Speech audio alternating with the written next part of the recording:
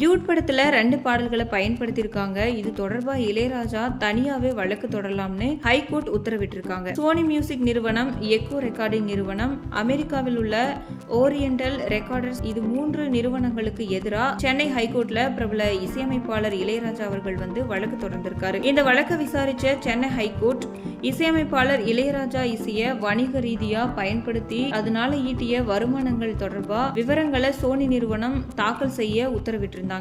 இந்த நிலையில இந்த வழக்கு நீதிபதி என் செந்தில்குமார் நேற்று விசாரணைக்கு வந்தபோது இளையராஜா தரப்புல சோனி நிறுவனம் இதுவரைக்கும் எந்த பதிலும் மனு தாக்கல் செய்யல அப்படின்னு சொல்லியிருந்தாங்க. இது தொடர்பா வழக்கு தொடரலாம்னு சோனி நிறுவனம் தரப்புல ஆஜரான மூத்த வக்கீல் விஜய் நாராயணன் பதில் மனு தாக்கல் செய்ய தயாரா இருக்காங்க அப்படின்னு சொல்லியிருக்காங்க. இளையராஜாவின் 500க்கும் மேற்பட்ட இசையமைப்புல பதிப்புரிமை தொடர்பான வழக்கு மும்பை ஹைகோர்ட்ல இருந்து சென்னை ஹைகோர்ட்டிற்கு மாற்றத்துக்காக சோனி நிறுவனம் தாக்கல் செய்துள்ள அந்த மனு இளையராஜா அந்த மனுக்கு பதிலளிக்கணும் சுப்ரீம் கோர்ட் உத்தரவிட்டிருக்காங்க.